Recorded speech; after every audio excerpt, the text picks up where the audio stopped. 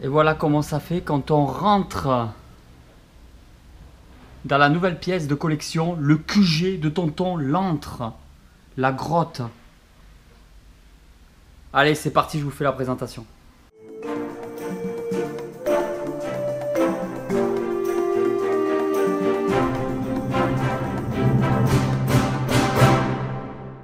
Bonjour tout le monde, j'espère que vous allez bien. On se retrouve dans l'antre, le QG de tonton. Donc je vous ai montré en présentation comme ça la première partie dès qu'on rentre dans la pièce de collection, comment ça se passe. Il y a un petit peu plantes à droite, à gauche, des petites plantes qui retombent d'une poutre et tout. Je trouve que c'est assez sympa, ça donne ce petit côté nature à la tonton, à la jungle. Alors voilà, toujours pareil, ici on a gardé toutes les pièces de dinosaures de Tatiseli de chez Mattel. La collection s'agrandit, il y a des bilans d'achat, pas mal de vidéos bilans d'achat, ça a l'air de beaucoup vous plaire, donc on va continuer sur ce concept-là. Quand on a des colis, on va les ouvrir au fur et à mesure et on va voir ça ensemble. Ici, on a changé un petit peu la disposition, on a rajouté un petit meuble qui ne sert pas à grand-chose. En fait, ici, je voulais mettre un grand poster au départ, un truc un peu jungle, dinosaure, Jurassic Park ou quelque chose en long. Peut-être qu'on va le faire, hein, je ne sais pas. Donc, Iron Man est là. Ici, nous avons un lecteur. Je ne sais pas si je vous l'avais montré, ça c'est pour mettre des vinyles, les gros CD noirs là. Donc en fait c'est pour les vinyles, les gros CD noirs. Et ce qui est bien c'est que c'est la représentation d'un tableau de bord d'une Ford Mustang de je ne sais plus quelle année. Je trouvais que le design était vraiment sympa. La qualité du son elle est moyen, mais de toute façon on n'écoute pas du vinyle pour une bonne qualité du son, justement pour avoir ce son vinyle. On va continuer. Ici, je ne sais pas si je vous l'avais montré, on a enfin ramené les pièces Iron Studio Jurassic Park. Voilà, vous les connaissez déjà. J'ai mis la GPC, petites plantes, on recycle un petit peu les plantes de la Terrario. Hein. Donc j'ai mis ici Gremlins taille réelle de chez NECA. Beaucoup m'avaient demandé en fait d'où il venait. Ben, c'est la marque NECA. J'ai fait une vidéo review sur le sujet avec la casquette de Forrest Gump, donc la casquette Boba Gump de la marque qui a rendu Forrest Gump milliardaire. Une paire de lunettes, on peut les trouver à 1 euro, moins d'1 euro dans les marchés.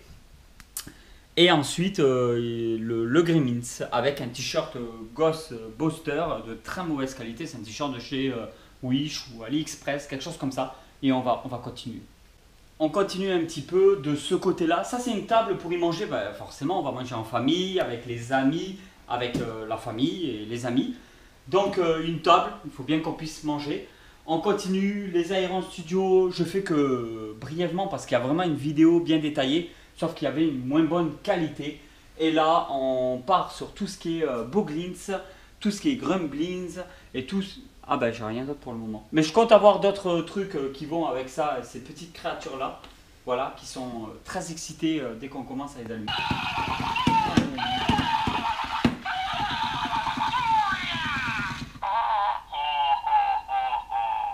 On va le laisser se calmer parce qu'il était vraiment excité. Ici, j'ai enfin mes Action Man, le deuxième qui me manquait. Comme je vous avais dit, il fallait absolument que je l'achète. En bas, les Black Series, je ne sais toujours pas quoi en faire. Alors, je ne sais pas du tout où je vais les mettre. Voilà, j'aimerais savoir. Est-ce que je vais déboxer pour pouvoir faire un genre de diorama, quelque chose. On manque déjà beaucoup de place dans la pièce de collection. Donc, je ne sais pas encore. Beaucoup de choses encore vont changer. Comme vous voyez, à chaque vidéo, il n'y a que du changement. Et ensuite, de ce côté-là, on n'a pas changé grand-chose. Juste derrière vous, il y a toutes les vitrines donc, de chez Ikea, les Detolf, tout ça. Les étagères aussi, mais on en reparlera dans une prochaine vidéo. Je vous avais déjà montré en plus. Il va y avoir quelques petits changements, mais sans plus.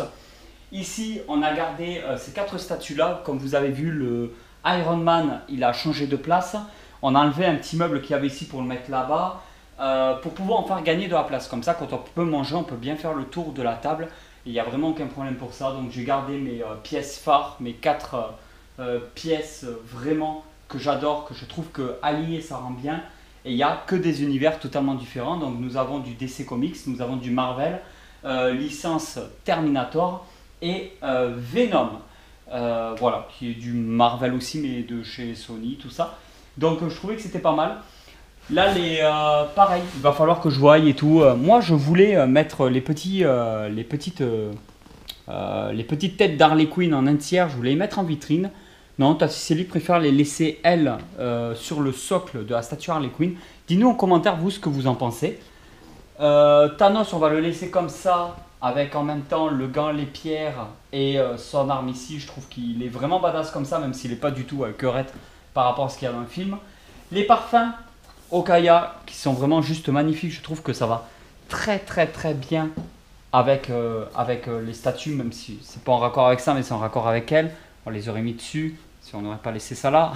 Je trouve qu'ils sont vraiment très beaux. En fait, on prend ces parfums plus pour les supports que pour se parfumer. Mais le parfum, il sent bon, hein, juré. Et ensuite, ici, il y a les... j'allais dire les Monsieur Patate, mais non, on ne fait pas les Monsieur Patate. Donc ici, nous avons les petits poneys. Il y a une odeur à chaque fois, ça sent bon quand on ouvre. Il y a la petite odeur des petits poneys.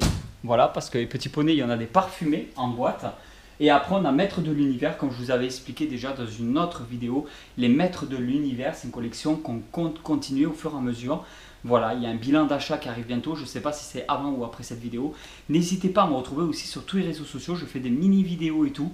Donc, Instagram, TikTok, Facebook, vous pouvez m'y retrouver. Il y a tous les liens dans la description des vidéos. Voilà, c'était une petite vidéo pour vous montrer un petit peu l'avancée, qu'on y arrive petit à petit. Ça y est, ça commence à prendre forme. Il y a des petites plantes un peu partout. On va continuer à remettre de l'éclairage, continuer à remettre des petites plantes, que ça fasse un petit peu la jungle. On va reprendre à fond les vides-greniers le dimanche matin, parce que là en ce moment on est en congé, donc on peut redormir le lundi matin, se reposer. Donc le dimanche matin je vais faire à fond les vides-greniers dès 6 h du matin et tout, donc je vais me lever vers 5 h 30 le dimanche pour pouvoir faire des vides-greniers en famille et essayer de trouver des petites pépites. Si ça vous intéresse, n'hésitez pas à me dire en commentaire et tout, si vous voulez que je vous fasse des vidéos sur est-ce qu'on a trouvé des choses ou pas en vide-grenier. Ça pourrait peut-être vous intéresser, si on trouve des petites pépites, de vous en faire une vidéo.